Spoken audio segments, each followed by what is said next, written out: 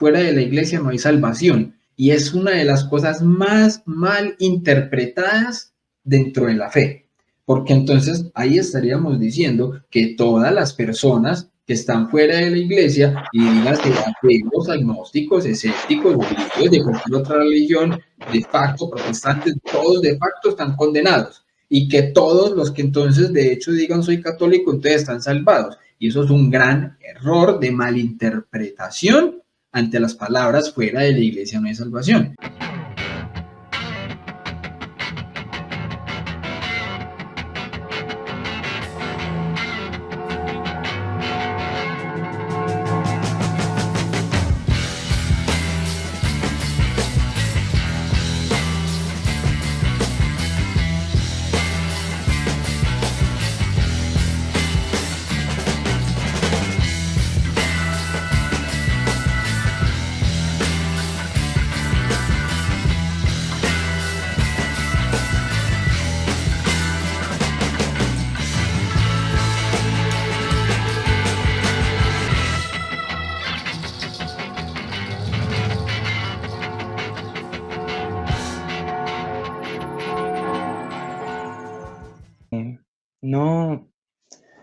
No he investigado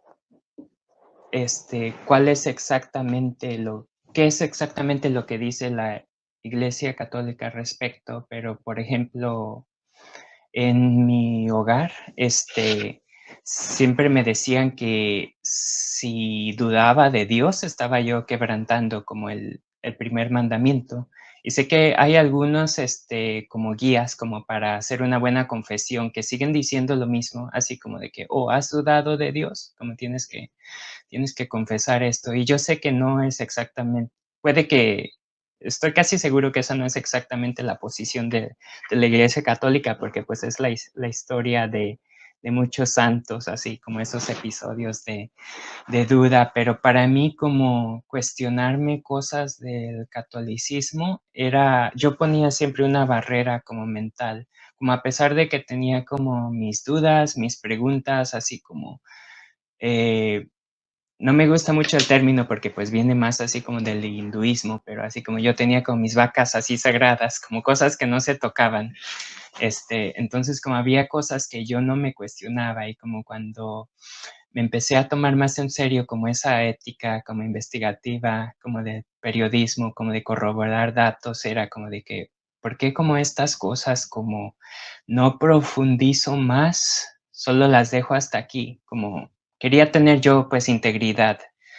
Y entonces como poco a poco, así progresivamente, me aventuraba más a no pensar que estaba yo como cometiendo algún pecado, como investigando un poco más acerca de cierto tema y pues ya encontraba cosas que para mí como socavaban un poco así como mi creencia como de lo que dice la iglesia como de sí misma, así las escrituras, como cosas por el estilo. Y no sé si quieras hacer alguna pregunta como en esta parte. Bien, mi hermano, no, me parece que hasta ahí donde vas, excelente. O sea, yo lo que veo y espero que de pronto también las personas que están del otro lado lo estén notando así, es que tu proceso ha sido honesto. Tu proceso ha sido honesto. Y es preferible, y ojo con lo que voy a decir y que no me malinterpreten, es preferible un momento en nuestra vida de crisis de fe, por si cuando nosotros regresemos vamos a hacerlo de una manera más coherente, más radical y a vivir la fe de una manera más sustancial, ¿ya? Porque tampoco nos sirve de nada a nosotros afirmar ser católicos, ser cristianos, ser creyentes, si nuestra vida va completamente diferente a lo que se supone que es la enseñanza de la iglesia, ¿ya?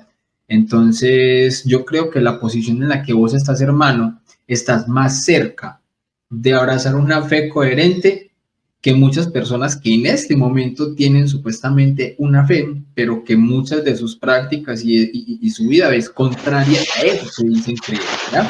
Y muchas veces uno mismo también, ¿ya? Claro, de hecho, uno por eso es consciente del sacramento de la reconciliación, es decir, el sacramento de la confesión dentro de la Iglesia Católica, ¿ya? ¿Por qué? Porque uno es consciente de que la puede embarrar, de que uno es consciente de que puede y de hecho peca, ¿ya? Pero cuando uno es consciente de eso y se arrepiente, para eso es que sirve la confesión. Pero no es que uno va y se confiesa de algo que uno piensa que ni siquiera es pecado, ¿ya? Ujú, Entonces, a ese punto, quiero de pronto hacer un comentario con base en lo que estabas diciendo sobre el tema de si es pecado, entonces dudar.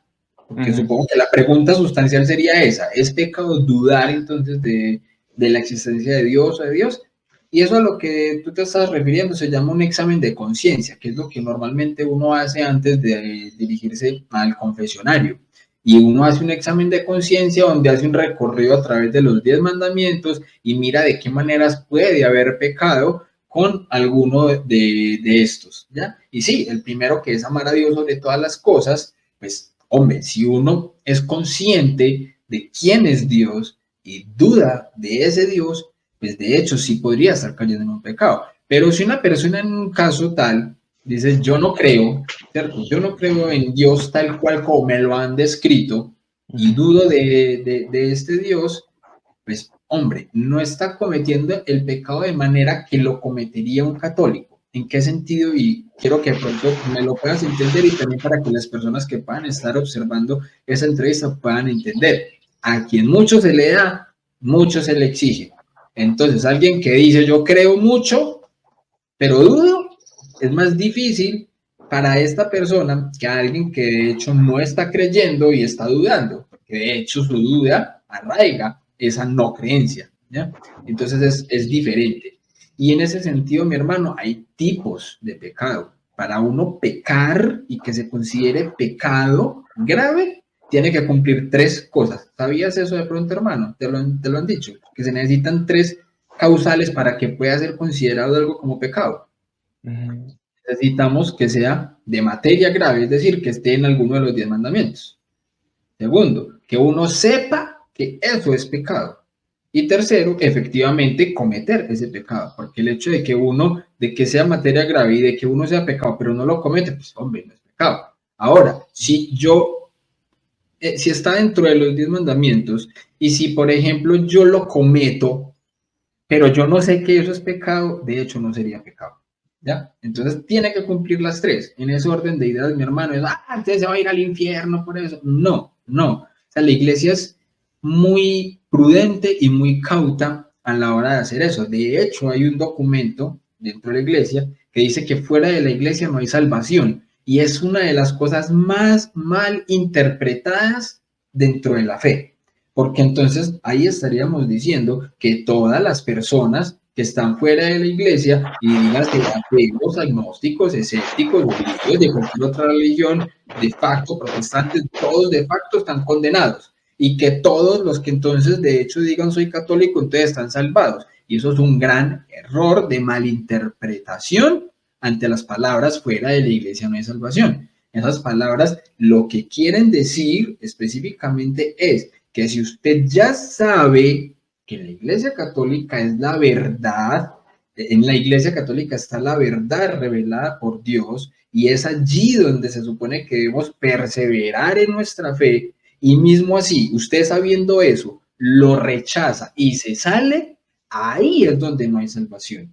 Pero una persona que está por fuera no sabe eso, pero tiene una vida moralmente buena, un criterio de conciencia bueno, tranquilamente esa persona se puede salvar más fácil que alguien que está adentro y no lo vive así, ¿ya? Entonces, de esa manera es que quizás lo podemos comprender y eso es de la manera que lo enseña la iglesia. Y muchas personas, eso por ejemplo es una gran piedra en el zapato, muchas veces no la fe, porque se malinterpreta eso y creen que es que, claro, esos católicos que dicen entonces que si alguien no es católico entonces no se va a salvar. De hecho, no es así, no es así. Y sería esto hablar de un Dios injusto, porque entonces hay muchas comunidades quizás de pronto de indígenas a los que nunca nadie ha llegado a predicarles la palabra de Dios. Entonces, ¿qué? Dios los condenó a todos ellos simplemente por ignorancia, porque nadie llegó nunca a hablarles de Dios. No, eso es falso. ujú.